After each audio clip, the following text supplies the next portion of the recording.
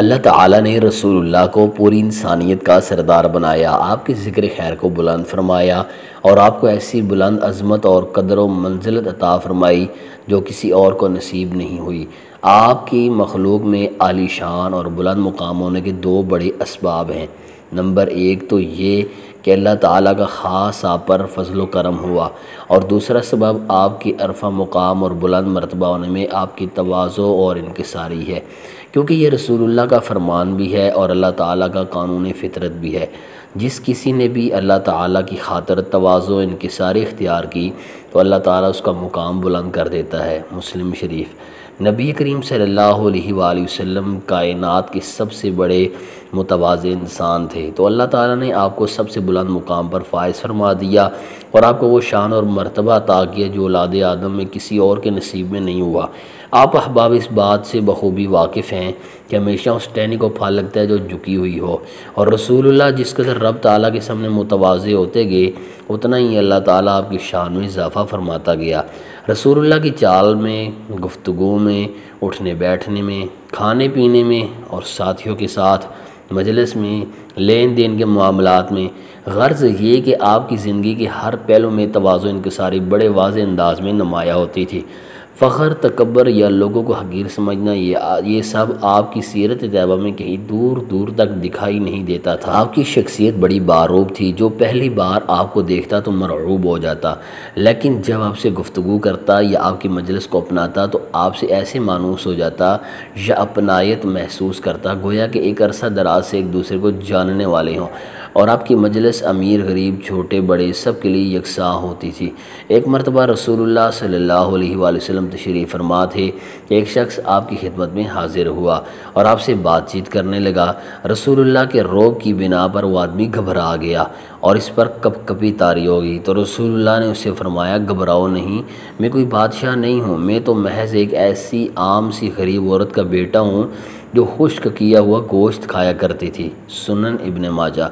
رسول اللہ صلی اللہ علیہ وسلم کی تواضع کا یہ عالم تھا کہ آپ اپنے صحاب کے ساتھ مجلس میں بلا امتیاز بیٹھ جاتے، حتیٰ کہ اگر کوئی اجنبی آتا تو اسے دریافت کرنا پڑتا اور آپ کو پہچان نہ پاتا تو رسول اللہ کے صحابہ کرام نے آپ سے عرض کی کہ ہم آپ کے بیٹھنے کے لیے کوئی چیز بنا دیں تاکہ اجنبی آنے والا آپ کو پہچان سکے۔ صحابہ کرام کہتے ہیں لہٰذا ہم نے آپ کے لیے ایک چبوترا بنا دیا اور آپ اس پر بیٹھنے لگے اور ہم اس کے اطراف میں بیٹھ جایا کرتے تھے۔ سنن ابو داؤد۔ جن حالات میں ایک عام انسان آپے سے باہر ہو جاتا ہے یا اپنی بے عزتی محسوس کرتا ہے یا ناراضگی کا اظہار کرتا ہے، آپ ایسے حالات میں بھی بڑی وسعت قلبی کا مظاہرہ فرماتے۔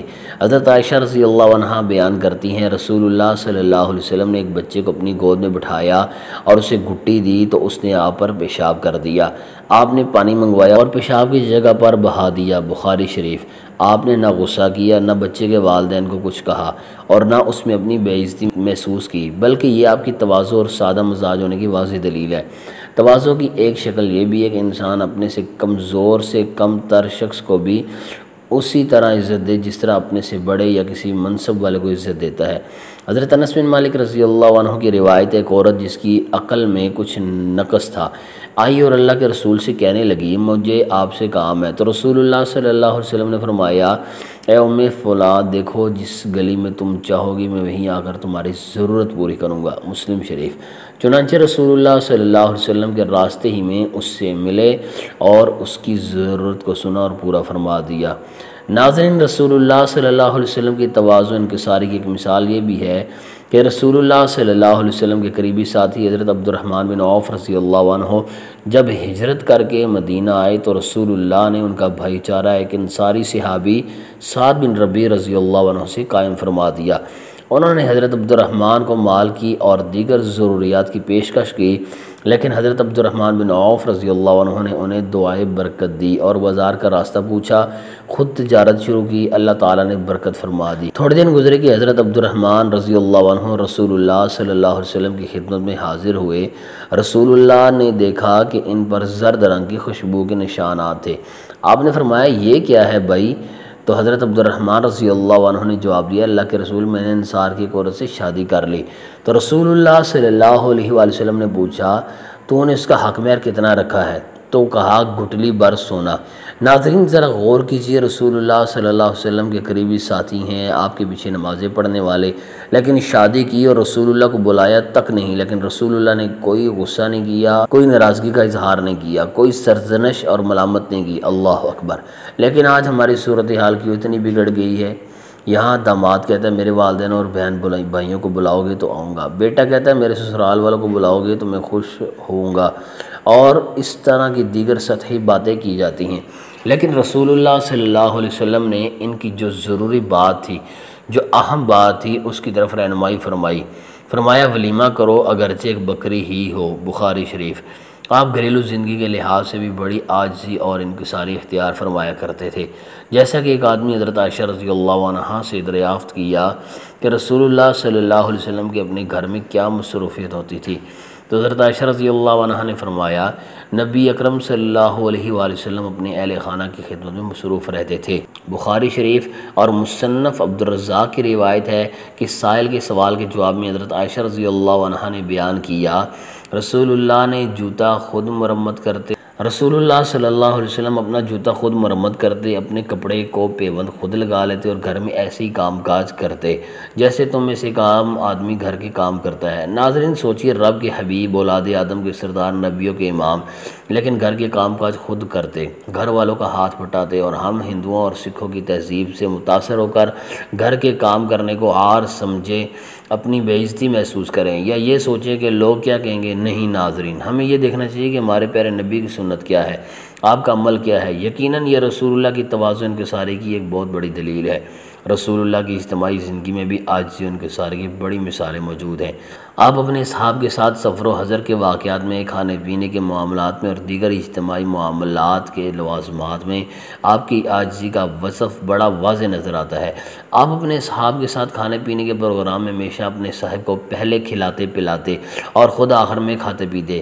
اسی طرح اگر قافلے کی شکل میں کہیں سفر کر رہے ہوتے تو خود پیچھے چلتے اور تواضع کو اپناتے۔ آپ کا طعن پسند نہیں فرماتے تھے کہ میں آگے چلوں اور لوگ میرے پیچھے چلے۔ آئیے میں آپ کو رسول اللہ صلی اللہ علیہ وسلم کے سفر کا ایک واقعہ بیان کرتا ہوں۔ حضرت عبداللہ بن مسعود رضی اللہ عنہ بیان کرتے ہیں جب ہم بدر کے دن سفر میں تھے، ہر 3 افراد ایک اونٹ پر سوار تھے، اور حضرت لبابہ اور حضرت علی بن ابی طالب رضی اللہ عنہ رسول اللہ صلی اللہ علیہ وسلم کے ساتھ ہم رکاب تھے، یعنی ان تین حضرات کے لیے ایک اونٹ تھا جس پر باری باری سوار ہوتے تھے۔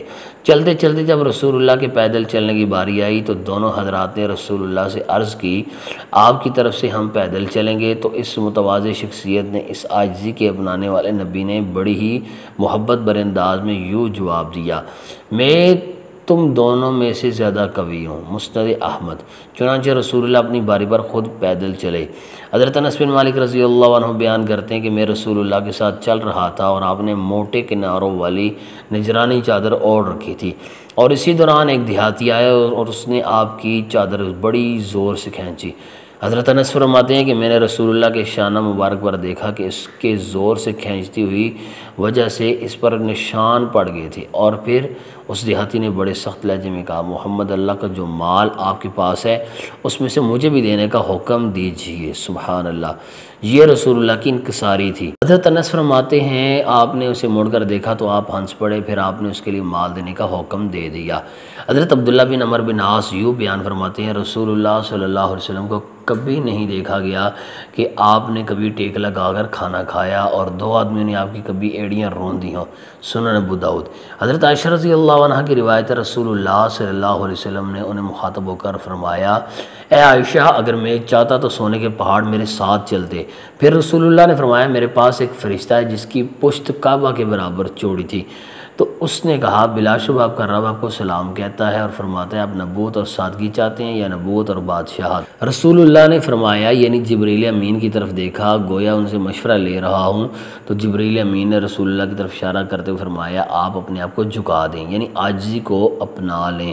تو رسول اللہ نے اس فرشتے کا جواب دیا میں نبوت اور عام انسان یعنی سادی زندگی گزارنا چاہتا ہوں۔ تو اس روایت کو بیان کرنے کے بعد حضرت عائشہ بیان فرماتی ہیں اس واقعے کے بعد رسول اللہ ٹیک لگا کر نہیں کھاتے تھے، بلکہ آپ فرماتے تھے میں غلام کی طرح عاجزی سے کھاتا ہوں اور غلام کی طرح تواضع سے بیٹھتا ہوں۔ شرح السنہ۔ تو معلوم ہوا کہ رسول اللہ ایک بڑی متواضع شخصیت تھی، آپ نے ساری زندگی بڑے سادے انداز میں بسر کی۔ عبداللہ بن مغفل بیان کرتے ہیں رسول اللہ صلی اللہ علیہ وسلم بیواؤں اور مساکین کے ساتھ چل کر ان کی ضروریات پوری کرنے میں نفرت محسوس نہیں کرتے تھے، بلکہ رسول اللہ کی دعاؤں میں سے ایک یہ بھی دعا تھی، اے اللہ مجھے مسکین بنا کر زندہ رکھنا اور مسکین بنا کر فوت کرنا، روز قیامت مساکین کے گھروں میں مجھے حشر میں جمع کرنا۔